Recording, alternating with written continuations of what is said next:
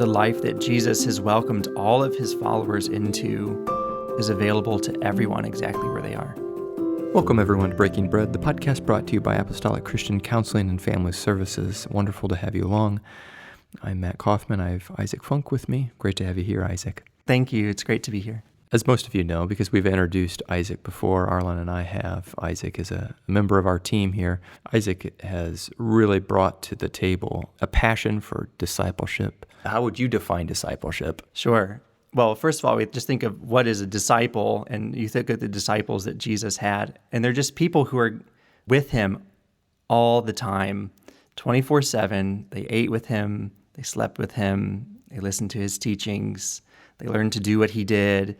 And so that's how I think about discipleship is I'm with my master, learning to live my entire life in his way, in the way that he would do it, and then helping other people to do that too. There's a sense of ordinariness, if that's such a word, with being a disciple, isn't it?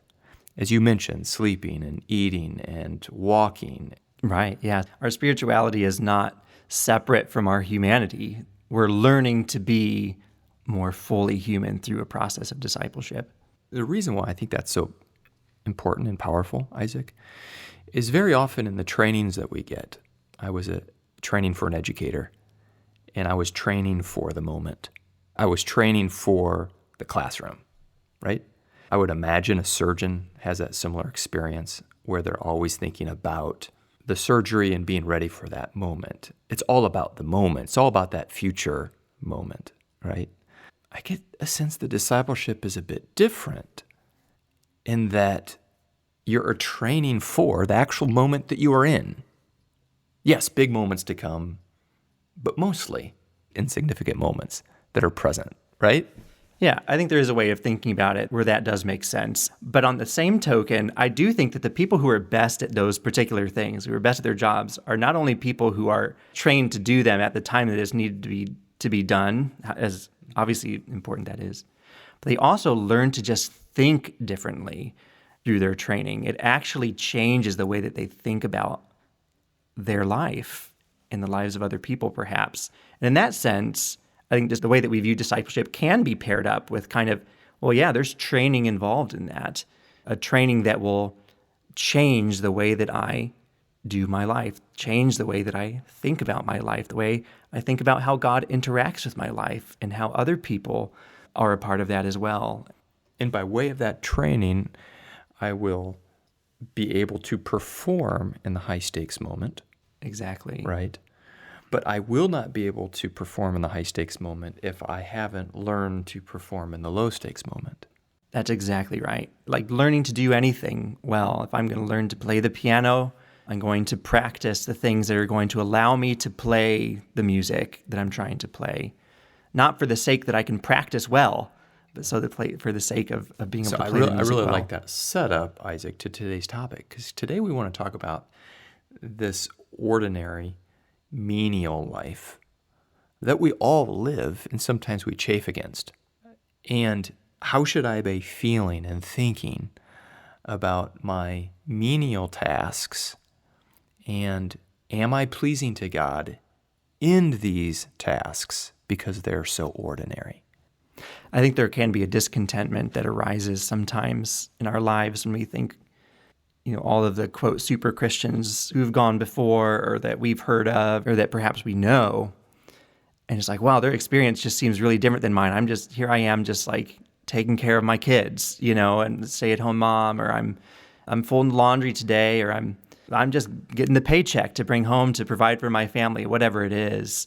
And we can see those things as less spiritual than perhaps, someone who's had great experience of the presence of the Lord, or as, maybe they are missionaries overseas doing amazing things. Or if we can redeem, Isaac, the menial, normal, ordinary parts of our life, there's a tremendous, tremendous hope and potential, I believe. And that's really what we want to kind of point towards in this podcast, that there is a great deal of hope in a believer living in the ordinary in extraordinary, powerful ways. Right, yes, the life that Jesus has welcomed all of his followers into, this life of love and joy and peace and etc. Like all of these really beautiful aspects of life with Christ is available to everyone exactly where they are. There's a lot of stunting of growth that occurs when we kind of have that sensationalist mentality of the stars have to be aligned in this real particular way, or the moment has to be just right in order to experience a relationship to God or the presence of God or his spirit. And I think with that idea, you end up missing out on, a good 80% or more of your life with God, which is just simply taken up with those kind of humdrum, everyday, ordinary routine sort of things that he very much, I believe, wants to meet us in. And that is something that I think I'm excited to talk about because it fits really well into this idea of discipleship and learning to live my entire life in the way of Jesus and learning to live that out in the way that Jesus himself would do it if he were me. Isaac, I am so struck at the ordinariness of Jesus. Mm-hmm. It must have struck the angels odd for their Lord and King and Master and Creator, whom they knew in the heavenly realm, to take on a earthly, bodily, normal, ordinary human life, down to the birthing process and the rest, right? God has got to be saying something really, really powerful in his methodology of bringing himself to us.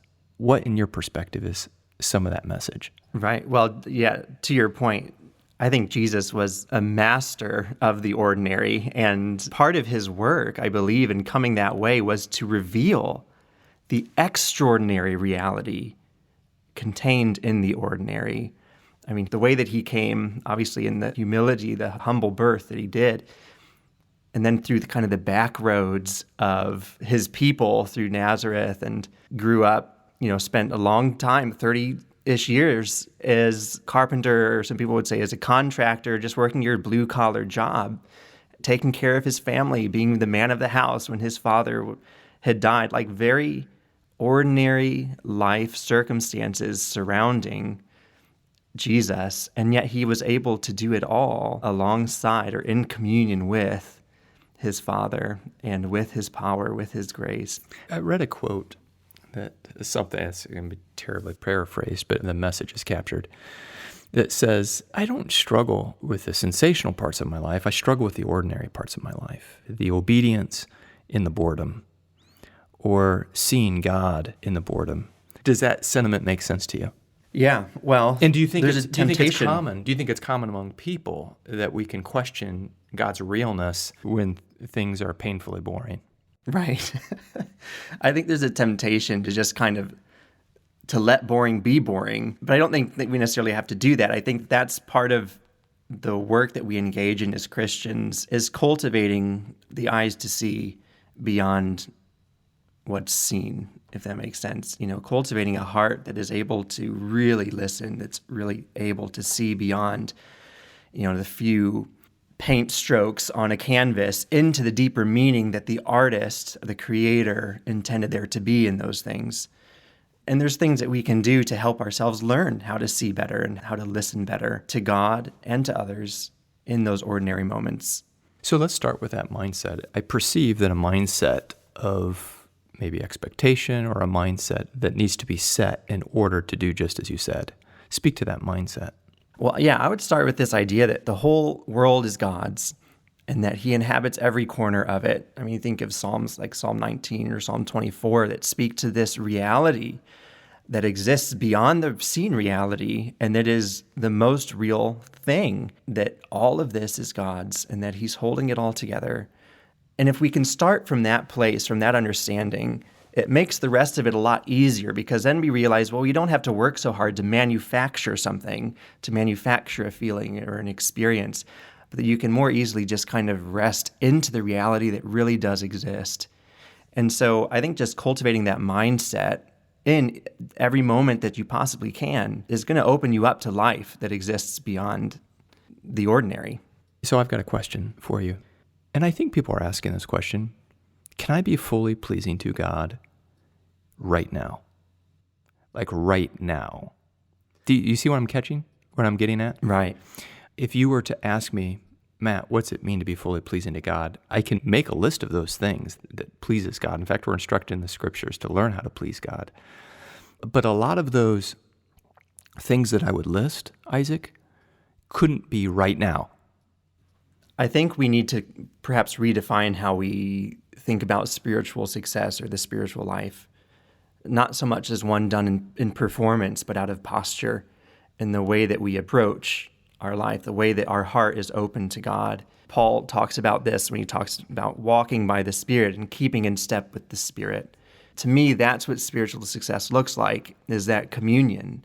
And that simply can be done anywhere, at any time. And in fact, I think this was part of the message that Jesus came to give, that he has made every arrangement to deliver his life to you exactly where you are right now. There's a quote I love by Christian writer Dallas Willard: God has yet to bless anyone except for where they actually are. And if we just dismiss moment after moment or circumstance after circumstance as the place where God can't bless, then we'll miss it. I think there's a tremendous amount of hope in that, right? Oh, absolutely. So let's put some real meaning to that moment that you're speaking of. That the moment of changing a diaper can be a holy moment. Yeah. Is that what you're saying? And I'm trying to find that myself, but yeah. Or running the kids to swim practice can be a holy moment. Mm-hmm.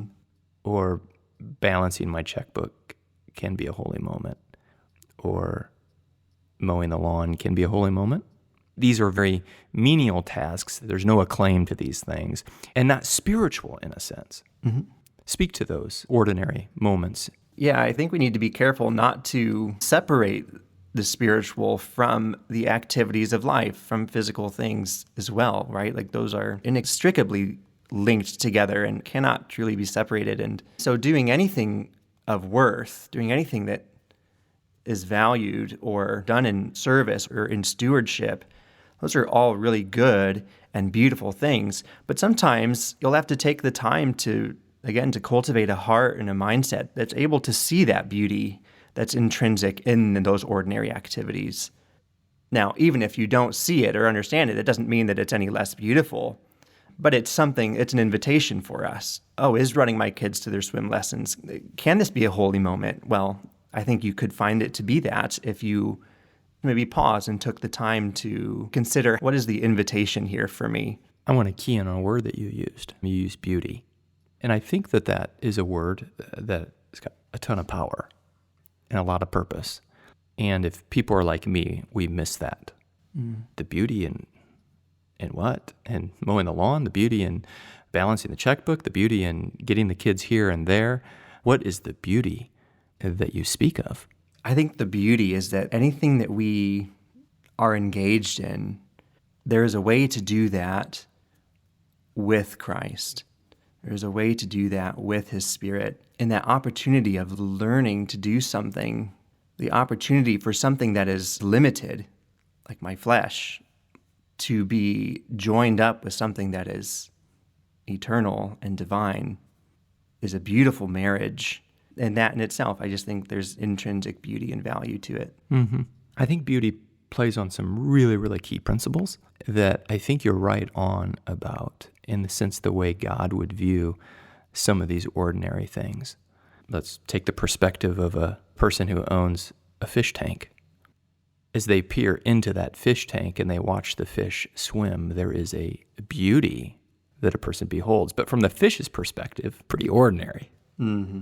In fact, not extraordinary at all, doing just everything that they've been created to do, but on display for the pleasure of the owner. Does that make sense? Yeah, there is something intrinsically beautiful about something doing exactly what it was designed to do. Yeah. And I think our problem as humans is that we aren't very good at doing exactly what we're designed to do. And in fact, we can't do those things alone. And so the only time that we could be found beautiful is when we are found in Christ and being able to join up our work with the work that he's doing on earth. Would you say then that part of Christ's purpose in coming and living the ordinary life is somewhat of a show us how to do it, to show us how to be human. Oh, fully, yes. Jesus was the most perfect human who ever lived. As much as he came to teach and to serve as a sacrifice and all of these really, really important things, he came, I think, just as important in his coming was to show us how to live. Jesus was just a master at the slow, like he noticed things that nobody else would have noticed. I think of that story of the poor woman who walks into the temple to give her 2 mites, something nobody else was seeing, right? He's like, all these people go and with, trumpets blaring, so everyone sees it. And it's like, but this one came and nobody would have seen it. But Jesus like frames that up for his disciples. And it's like, notice this. Yeah. And he saw something so far beyond the ordinary act, which even this woman herself perhaps thought is very insignificant. Exactly.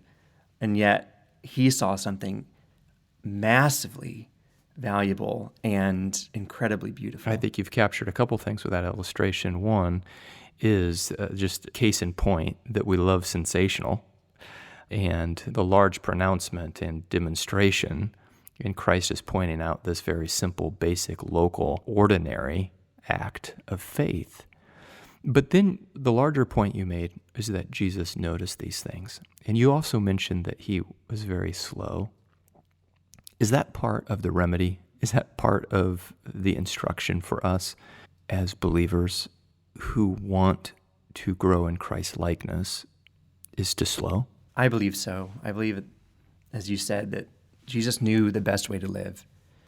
I think you see him oftentimes noticing the things that everyone else was missing and taking his time in one place and just being with people, and times of being alone, to be sure. But even trying to carve out time and space to find that quiet time for yourself and God. And like, as vital as that is, and as difficult as that is, even more difficult and even more vital than that is finding that quiet heart, that peaceable heart, and bringing that into the bustle of your everyday life, into those ordinary spaces, and into your communities. So Jesus is our ultimate example of doing that well. I love how accessible the Spirit-led life in communion with Jesus has been made in this conversation. Isaac, thank you for that. And thank you each one for listening in. Have a great day.